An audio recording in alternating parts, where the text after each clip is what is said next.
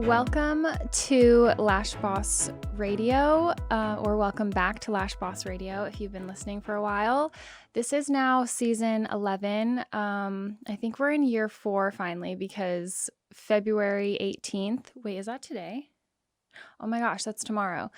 That was the date my first one was released. Now you can find the show on YouTube as of now for this season. And of course, you can always still listen to an audio version on anywhere you can find podcasts, anywhere you like to listen to your favorite shows. So I'm so excited because I have been wanting to bring the show in video form for several years. If you have been listening since the beginning, you've heard me talk about it for the last 2 or 3 years. So it's finally here and happening, and I'm really excited about it. I'm going to be able to bring in guests in person and have in-person conversations, and I personally like watching my podcasts on YouTube, especially when I'm getting ready in the morning or cleaning around my house and stuff. I love it. So of course, I knew Lash Boss Radio had to come to YouTube eventually, but we're here now. I'm so excited. And this first episode of season 11, I actually want to talk about bringing yourself out of a funk, because I feel like I've seen so many people in our industry, especially, and even outside of the industry, they lose their spark after a while. You can start to see that they get burnt out. And I can totally see why that happens. I do believe sometimes, especially people who create content or have created courses, brands, salon owners, even lash artists that get a lot of attention for being really, really great at what they do, eventually you see that light start to dim. And I think sometimes there's probably a multitude of reasons why this happens. Sometimes we don't know if they're going through something in their personal life. But I also think it could be because sometimes the industry, or I think even just a society in general, just expects so much. You spend so much time on a project and then it's consumed so quickly or celebrated so quickly that it's okay, well, it's over. What's next? What else do you have for us? And I think for people that are creating a lash set that maybe took weeks to plan that model, or maybe it was even a photo shoot that they put together, and then those photos are just digested quickly, and then, the followers are like, okay, we're ready to eat again. And that feeling of pressure, a lot of times people put on themselves. But I also think that there's this expectation that we don't run out of batteries or juice or anything, and we're just all expected to never take a break or something. Or with Instagram, you lose engagement sometimes if you're not active on it all of the time, and that can be a little bit draining. And so this episode is meant to help you get re-inspired or find your way again if you are kind of feeling this way or feeling like it's coming. So it's just some things to think about. So I wrote some notes. My first tip is and if you've been listening to the show for a while, I've talked about this so much because it helps me personally, but purging and donating and just reducing clutter around your living areas or your workspace. I really think that most people don't thrive well mentally in chaos. And so a lot of times our material items, our homes, maybe you're working so much that you can hardly keep up with housework. Maybe you have kids running around, and it just always feels like there's just a never-ending list of things to do. A lot of that comes from just having a lot of stuff. So you don't have to do it all in one day or one weekend or even 1 week or month. You can just a little bit at a time, when you have the energy, go through your guest bathroom, just go through your linen closet, or your closet, and go through all of the clothes that you never wear and probably won't ever wear again.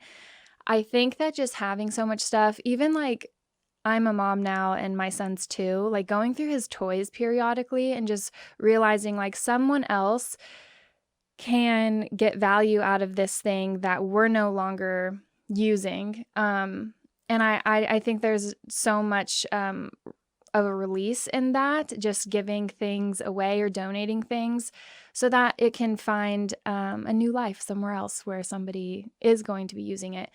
Instead, it just feels like there's not a home for each item in your house, and I feel like it's a lot. So I can go on and on about this all day, but I promise you, doing this a few times a year, I feel like I'm just completely a new woman, re-inspired, and I just feel like I have room for growth. Whenever things start piling up and I feel like I can't keep up with things, the first thing that I think is like, okay, time to go reset. And doing this in your workspace too. Like a lot of us hang on to lash trays and tweezers that don't work well anymore and stuff like that. So there are recycling programs and ways that you can get rid of those in a eco-friendly way. For example, with clothes, there's a company called ThreadUp where you just order like a bag, and it's like a really big bag, and you stuff as many clothes as you can in there, send it off to them, and it's free shipping. And I feel good about it because one, it's like a consignment shop online, and so people can purchase these items for not a lot of money. And you also make money from that. And then if they don't end up selling it on that site, then they'll recycle it responsibly, so it doesn't end up in a landfill. And I'm like, okay, like that's awesome. So those are kind of what I'm talking about. And then like donating to women's shelters, domestic violence shelters. I even love posting on the Buy Nothing group in my city. I'm pretty sure every city has one, but basically it's just where you can post something and people just pick it up from you and it's free. And yeah, I love that too, because you're like, who needs this pan? Or like, who needs this Tupperware because it doesn't match my other Tupperwares or something. And like people will just come pick it up. And I love that. There's like no hassle in that. So yeah, like I said, I could really go on for a long time. The next one is kind of related to this, but it's more in a digital form. So unsubscribing from marketing emails and unfollowing people on Instagram. And I don't mean like unfollow your friends or unfollow accounts that really do inspire you and you genuinely enjoy following. I mean people that you don't even engage with on Instagram, or people that don't serve you well, or that doesn't make you feel good when you're consuming their content.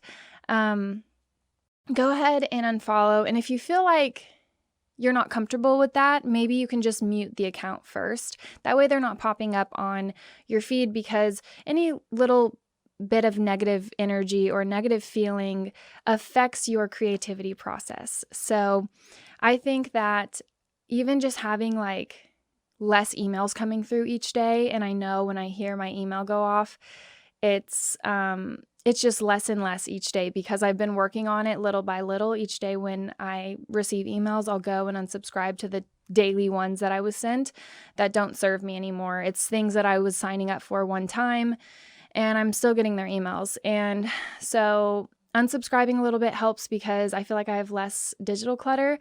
And then unfollowing accounts, or just not scrolling on Instagram that much. I have many Instagrams, as you all know, because I have Lash Boss Radio, Pink Lady Lash, Lash Boss Conference, Lash Boss University, and then my own account. So I literally have 5 Instagrams. I don't spend much time on Instagram, period. But because I have somebody that does my social media with me, I feel like I don't have to be as present on the Lash Instagram as I used to feel like I had to, just in order to stay up to date or just stay in the loop. So now when I spend any time on my phone or I go on Instagram, it's from my personal account, and I'm not really following a lot of Lash pages on my personal account. And I don't mean to say that I don't love following Lash accounts, but sometimes when I'm in my leisure time, I don't want to be thinking about, oh man, I should be doing that, or comparing, or just thinking about work even more. Yeah. And so when I do go on my Lash Instagram, it is to, see what's happening with my Lash friends and stuff, but that's not everything that I care about. So being on my personal page, I make sure that I'm only following things that do make me feel good. There was a time when I went and unfollowed a bunch of celebrities and like Instagram models, and I will say I feel more at peace. I don't know. So just another way to kind of declutter in a different way. Another thing that helps me whenever I feel like I'm in a rut or something, or I'm just feeling stuck, is therapy. Talked about it before. I love therapy. I go every week, and we talk about like everything from just motherhood to a conversation that I feel like I need to have with a friend or someone who works with me. We talk about literally everything. It doesn't going to therapy doesn't mean that it doesn't mean anything negative. It could just mean like you have someone to vent to, bounce ideas off with in a way about just how to process things in life. And it's just nice having another soundboard that's not a friend, if that makes sense. I feel like I love talking to my friends, and it's a lot of making sure that my friends are very like, we're give and take. It's not just like one person just like venting and being one person just like the punching bag, because that's not really a friendship.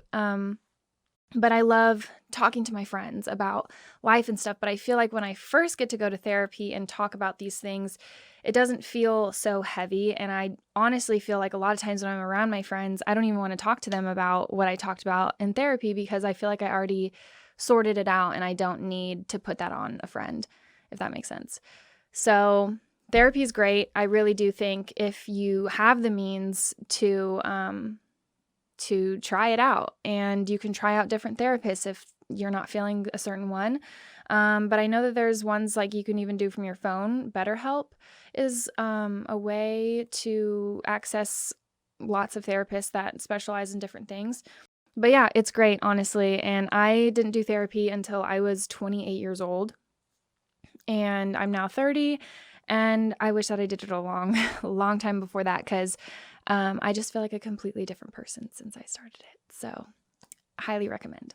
Next one is, don't underestimate the value of a conversation with somebody that you might have a burned bridge with, whether you burned the bridge or they did. Maybe it's somebody that you used to work for, or someone who used to work for you, an old coworker, an old friend, someone that you wronged in some way. Sometimes those people come to you and they want to have a conversation. Honestly, this is up to you, obviously, but I think that don't underestimate the power of like a good conversation to release any harboring feelings of, negativity. I think it could be a release, and you might feel more free if those thoughts aren't just staying with you, because I've recently had conversations with people, and it's not even people that I was dating or something. Sometimes difficult conversations like feel good to have with someone that you've kind of been projecting like what they must be thinking or feeling, and just getting to talk to them, you realize like, I was thinking this, you were thinking that. Like, it's just good to get on the same page. So I'll say one thing. I hurt deeply for anyone who like sends negativity my way, or it feels like there's I don't know, like just a lot of things left unsaid. Like, I don't like that. I care a lot, and I might even sometimes care too much. And I just feel like sometimes having those conversations are just a nice way to like let it be in the past and move forward. So take that as you will. But I'm not promoting talking to someone who was abusive and trying to like pour your feelings out to them or anything like that, because tried that too, and that definitely doesn't work. You can't change people, but I'm just saying sometimes when there's a misunderstanding or you've burned a bridge, or if someone wronged you or you wronged them, it's just nice to be able to talk to that person, even if it's been a couple years. And oftentimes it is good to have some time between that last encounter and then there being growth on both sides. I experienced that myself with somebody that I thought I'd never talk to again. And it was really nice to see just where we're both at now and the growth on both sides. And yeah, that's why I put that in here. Next is take a class or go to a conference, preferably in person, and get re-inspired that way. You can connect with people in your industry. That is always nice. I will say every single time that I have invested in something like that in our industry, always it paid off in some way because I got re-inspired and I started a new project, or I made a connection, made a lifelong friend. So I've never been to something where I'm like, why did I come to this? Always I am so grateful. And a lot of times I have this thought that comes in, like when I'm present at these things, and I'm like, wow, like what kind of person would I be if I never heard that or never experienced this?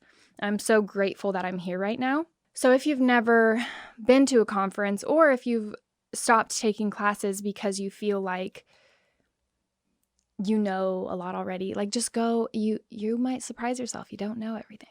Couple more. One is to spend time with people outside of the industry as well. So I had just mentioned like connecting with people in your industry can be inspiring. It also can be inspiring to talk with people that aren't in the industry all the time. So family and friends, and just doing things that don't feel like work. And I don't know, I think that a lot of times I get inspired by things outside of our industry, and it doesn't always have to be talking to someone in the industry because you often get enclosed. But if you look outside, you can find inspiration a lot of places. So Kristen just got here. I'm about to interview her. Okay, last one is schedule time to do something for yourself. As a business owner with a couple businesses and a mom, I know so many of you can relate to feeling like you don't have time. You have too many clients. You have all of your free time is spent doing trainings or raising your kids or whatever it is, spending time with your spouse or something. If you schedule the time in advance and say, this is my block of time that I'm just going to do whatever I want with this day. If you've ever wanted to try a pottery class or a painting class or archery or a spin class, you just schedule it on that day that you blocked out time for. But if you wait until the time becomes available, sometimes it just never does. And then you're way past the point of like, you're already burnt out now. So I would say, look at your calendar and say, hey, there's nothing on this day. This is a me day. And that one day could be weekly, monthly, bi-weekly, whatever. But do that routinely so that you never hit the point where you're feeling like you've run out of gas. And I've started doing that recently, and it's life-changing. So this episode was hopefully short and sweet and provided some value to you. I am so grateful that you're listening right now. Thank you so much for tuning in, and I will be back with the next episode very soon.